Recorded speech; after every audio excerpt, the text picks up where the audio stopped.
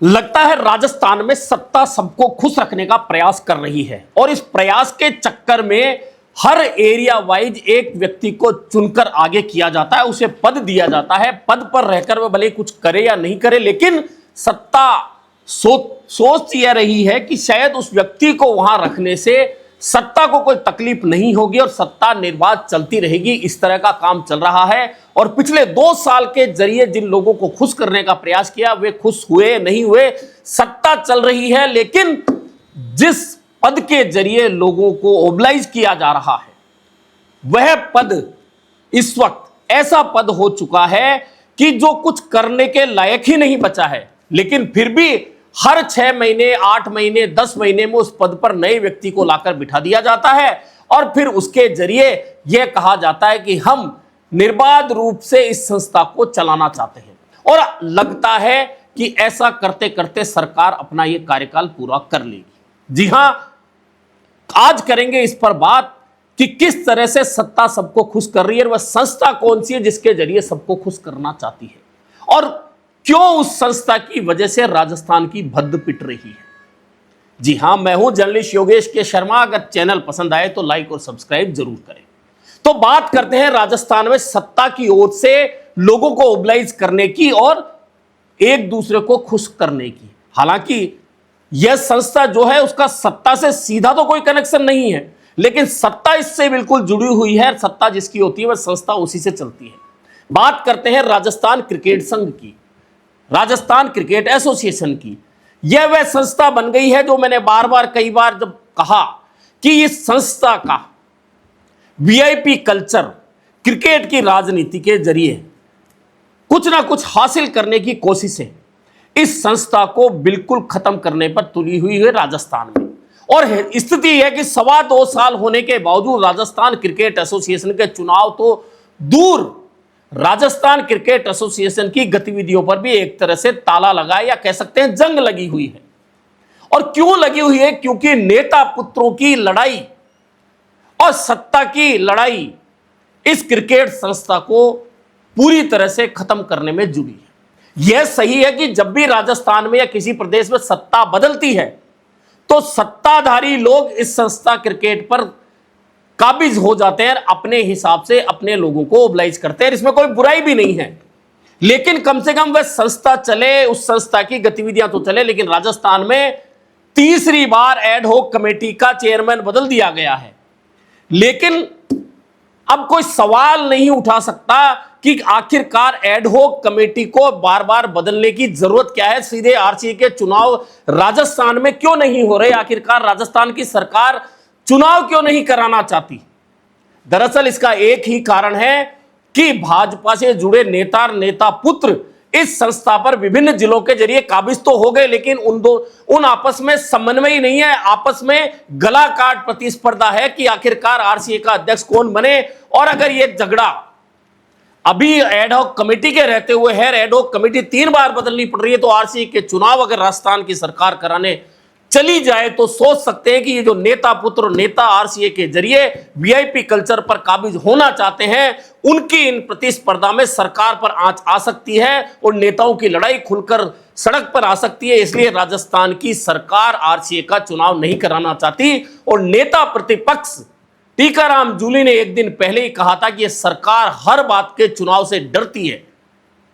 और क्यों डरती है? इसका यही कारण है कि नेताओं के अंदर आपसी सिरफुटव्वल और अंतर कलह इतनी बढ़ चुकी है कि अगर आरसीए के चुनाव करा दिए गए तो तय मान के चलिए कि राजस्थान के भाजपा के नेता जो अपने नेता पुत्रों के जरिए वीआईपी कल्चर में एंट्री चाहते हैं, वे आपस में लड़ सकते हैं और वह लड़ाई सड़क पर लोग तमाशे के रूप में देख सकते हैं। इसलिए आरसीए के चुनाव नहीं हो रहे।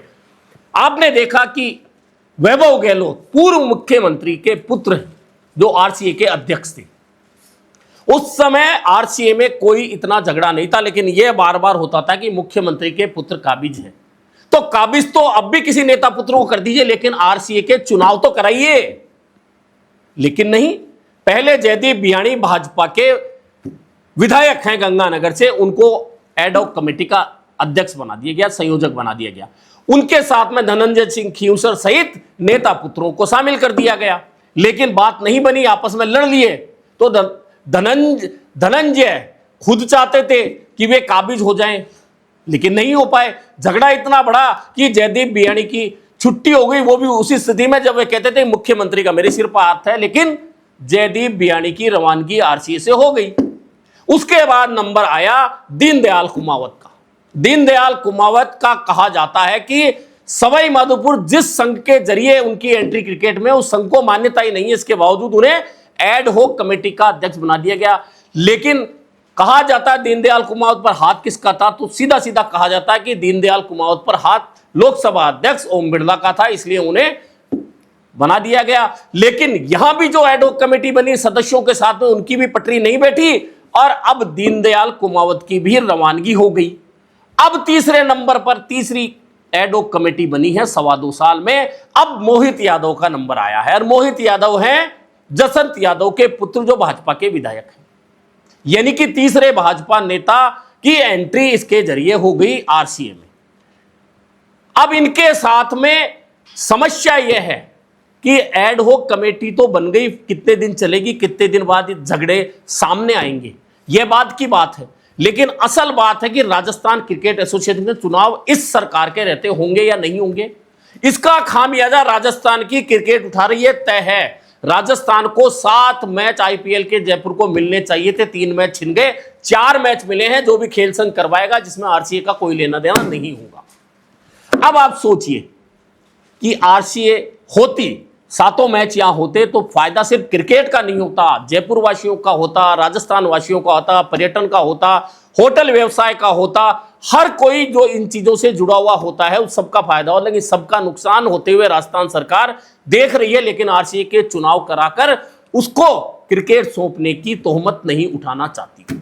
अब नेता पुत्रों का नंबर देखिए, घनश्याम तिवारी के पुत्र, गजेंद्र सिंह खींवसर के पुत्र, राजेंद्र राठौड़ के पुत्र की भी एंट्री तो हुई, लेकिन क्योंकि दूसरे नेताओं का ज्यादा सिक्का चल रहा था, उनके पुत्रों का ज्यादा सिक्का चल रहा था, तो उनके क्रिकेट संघ चूरू को अवैधानिक बताकर और पराक्रम सिंह की जो लैंडिंग होनी थी उसे क्रैश लैंडिंग में बदल दिया गया और पराक्रम सिंह रह गए। अब जब अशोक गहलोत नेता पुत्रों पर सवाल उठाते हैं तो वही राजेंद्र राठौड़ सबसे पहले आगे आते हैं। लेकिन क्या राजेंद्र राठौड़ ने अपने पुत्र की एंट्री कराने की कोशिश नाकाम तरीके से नहीं की थी, लेकिन वह नाकामी सामने आ गई। उनके पुत्र की जो क्रिकेट के जरिए लैंडिंग होनी थी, सेफ होनी चाहिए थी, वह क्रैश लैंडिंग में बदल गई। मदन दिलावर शिक्षा मंत्री के पुत्र, उनकी भी एंट्री हो गई। यानी कि नेता पुत्रों की इस एंट्री ने इस आरसीए पर कब्जे की लड़ाई को भाजपा के अंदर अंतरकलह में पूरी तरह से बदल दिया है।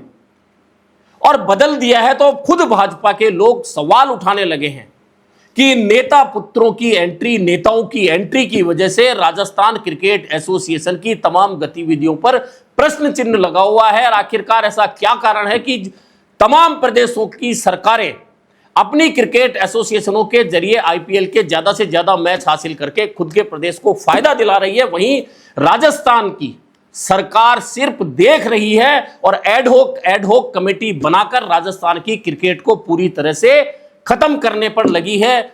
आखिरकार यह समस्या हल होगी तो कब होगी?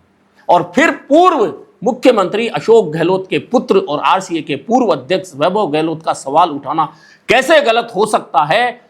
वे कहते हैं कि हमने राजस्थान क्रिकेट एसोसिएशन के जरिए राजस्थान की क्रिकेट को ना सिर्फ पटरी पर लाया, बल्कि हमने राजस्थान में तमाम 7 के 7 मैच जितने राजस्थान रॉयल्स के होने चाहिए थे, तमाम मैच हासिल किए, यहां करवाए, जिसका फायदा तमाम राजस्थान की जनता को, क्रिकेट प्रेमियों को मिला। लेकिन वर्तमान सरकार ने जिस तरह से आरसीए को क्रिकेट की जगह हॉकी और फुटबॉल का जैसे गेंद बनाकर छोड़ दिया है, कोई इधर से मार रहा है, कोई उधर से मार रहा है, लेकिन गोल कोई नहीं कर पा रहा है। इसके जरिए राजस्थान की क्रिकेट को लगातार नुकसान हो रहा है। लेकिन ये